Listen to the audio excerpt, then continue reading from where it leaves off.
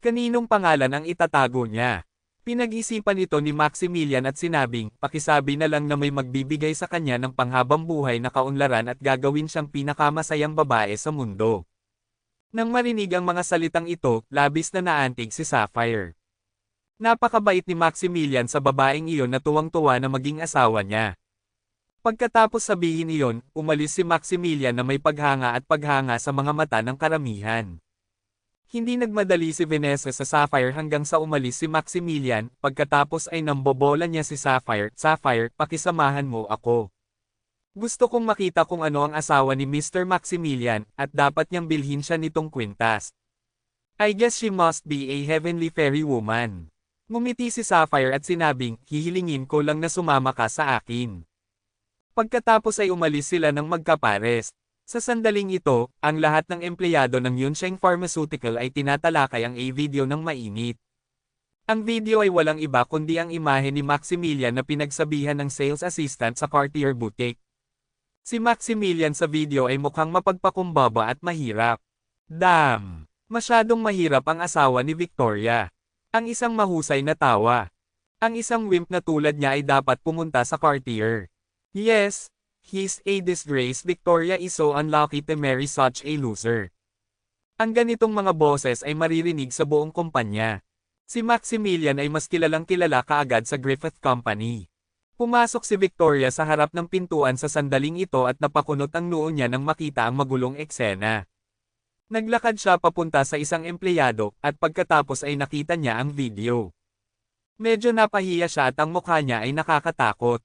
Victoria! May nakahanap kay Victoria at tinawag siya. Pagkatapos ay naghiwa-hiwalay ang mga tao sa pagmamadali, bumalik sa kanilang posisyon. Namula ang mukha ni Victoria at gusto niyang makakita ng bitek sa lupa para itago ang sarili. Maximilian. Maximilian na naman. Bakit niya pa siya pinahiya? Tinapakan ni Victoria ang kanyang paa at naglakad patungo sa kanyang opisina.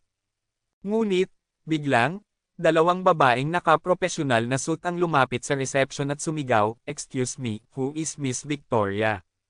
There is a delivery for you here." Ngayon lang napagtanto ni Sapphire na si Victoria Griffith ang ihahatid ng kwintas. Pagkatapos ay binili ni Maximilian, ang sikat na wimp ng HCT ang kwintas. Pero paano siya magiging taunan dahil kaya niya ang mamahaling kwintas?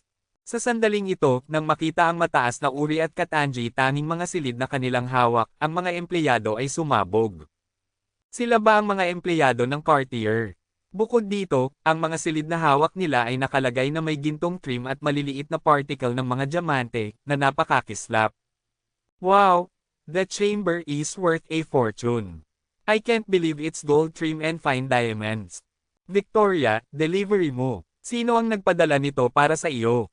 Mukhang malaki ang halaga. Oo, Victoria. Buksan mo at tingnan mo. Inihatid ito ng empleyado ng Cartier, kaya dapat malaki ang halaga nito. Pagkatapos ay may ingay at pananabik sa gitna ng mga tao, at ang ilan ay naglabas na ng kanilang mga telepono at nagsimulang mag-record ng mga video. Karaniwang mabait si Victoria sa kumpanya, kaya tinatrato siya ng lahat na parang kaibigan. Naguguluhan din si Victoria sa ngayon, iniisip kung sino ang magpapadala sa kanya. At parang may mahal. Humakbang siya at sinigurado na para sa kanya ito bago maingat na binuksan sa harap ng mga tao. Sa sandaling mabuksan ang silid, ang buong opisina ay tila napuno ng kumikinang naningning ng mga diamante.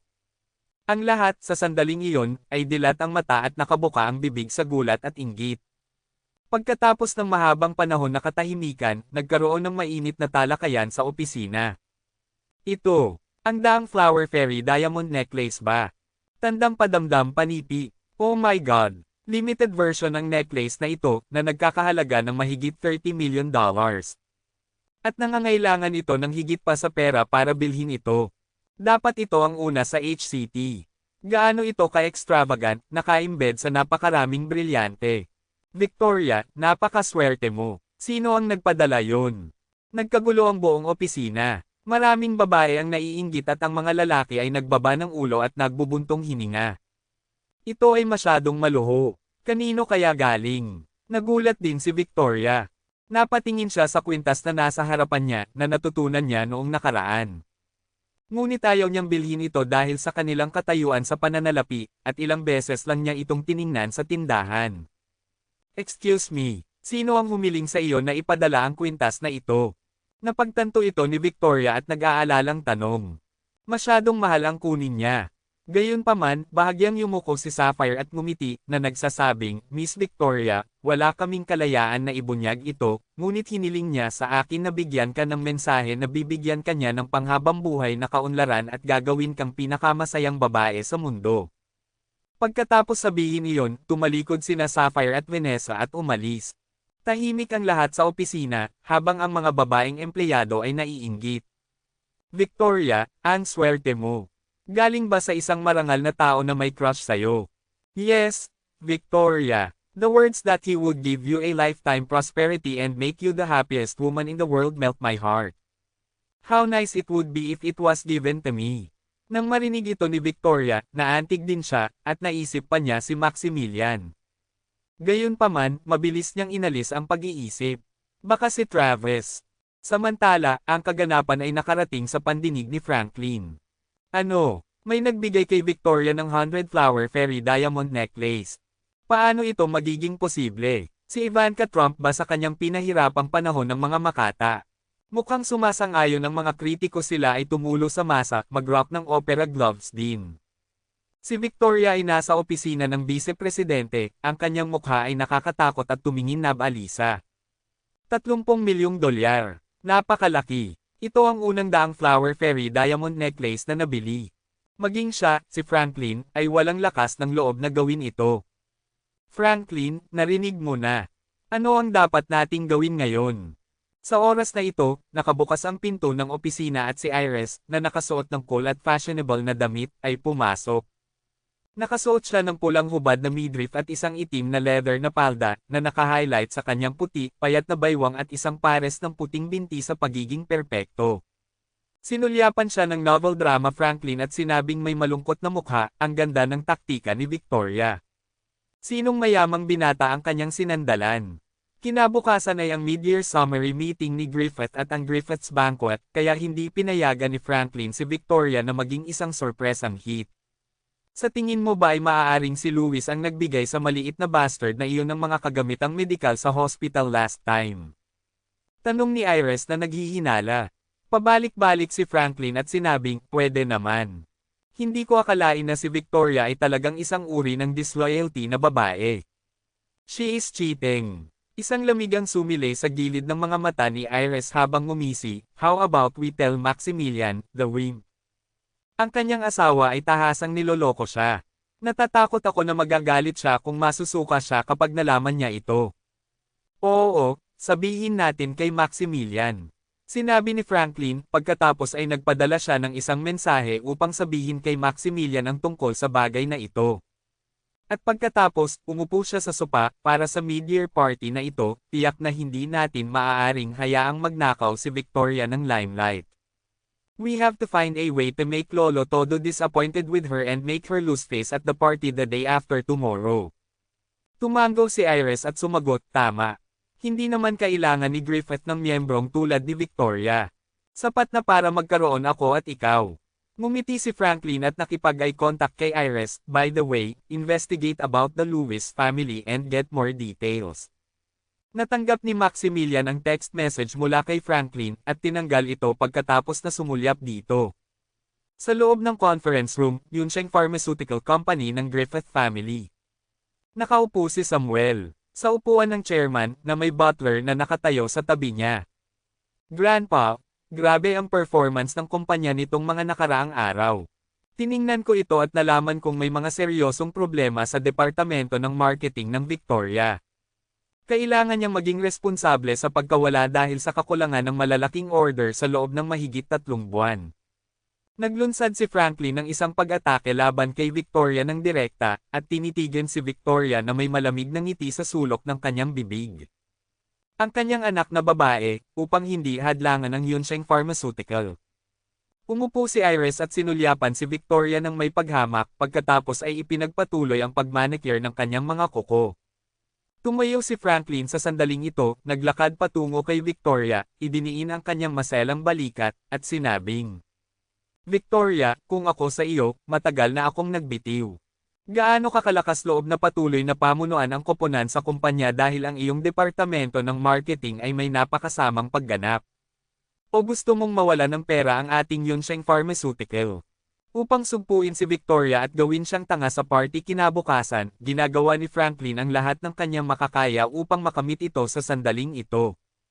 Grandpa, nabalisa si Victoria at sinubukang ipaliwanag, ang kamakailang pagbaba ng pagganap sa marketing ay dahil sa tuldok panipi. Ano pa kaya ito dahil sa? Victoria, huwag kang magpaliwanag. Kung gusto mong patuloy na maglingkod bilang direktor ng departamento ng marketing, patunayan sa mga praktikal na aksyon na mayroon kang kakayahan na gawin ito, sa halip na talikuran ang iyong mga responsibilidad. Ngumiti si Franklin at sinabing, tama si Lolo. Ngayon ay may bagong Graham Medical Equipment Group sa HCT, na isang malaking nakalistang kumpanya. Kung magkakaroon tayo ng kooperasyon dito, makukuha natin ang order na nagkakahalaga ng $50 million. Talaga, nasa sabik si Samuel sa sandaling ito. Ang isang order na nagkakahalaga ng $50 milyong ay maaaring katumbas ng negosyo ni Griffith sa loob ng isang taon. Ngumiti si Franklin at sinabing, talaga, Lolo. Ang Graham Group ay isa sa pinakamalaking kumpanya sa ating bansa. Narinig ko lang ang balita na naghahanap sila kamakailan ng isang makapangyarihang kumpanya ng parmasyutiko sa HCT para sa kooperasyon. Bakit hindi hayaang subukan ni Victoria? Hanggat maaari niyang makuha ang kooperasyon sa Graham Group, kaya niyang bumawi sa kanyang mga pagkakamaling nagawa ng mas maaga. Kung hindi, sa tingin ko, hindi na kailangan para sa kanya na humawak ng posisyon bilang direktor, at maaari rin siyang lumabas ng maaga hanggat maaari. Tumango si Samuel at tumingin kay Victoria, Victoria, ano sa palagay mo?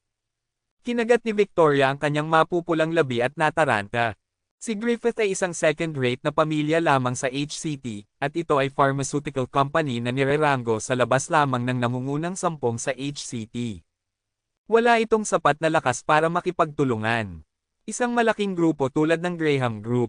Napansin ni Victoria ang Graham Group kanina, kaya malinaw sa kanya na hindi sila kwalipikadong makipagtulungan sa Graham Group. Ayos lang yan, pwede mo na lang i-announce ang resignation mo ngayon. Ngumisi si Franklin at nanunuya. Sumunod din si Iris sa gilid at sinabing, Victoria, kung ako sayo, hindi ako magpapatuloy sa pag-upo dito kung wala akong ganoong kakayahan. Mahigpit na kinuyam ni Victoria ang kanyang kamao. Alam niya na imposibleng makumplito ang gawain, at ito ang paraan ni Franklin sa pagsupil sa kanya, ay malamig na tinatreto ng mga tao, isang hindi pagkakatugma na boses ang tumunog, Victoria, pangako mo sa kanya. Nang marinig ang tunog, nakita ng mga tao si Maximilian na walang ekspresyon, nakatayo sa pintuan ng conference room. Maximilian. Pinagmamasdan ni Victoria si Maximilian na naglalakad palapit sa kanya na may ngiti sa kanyang mukha.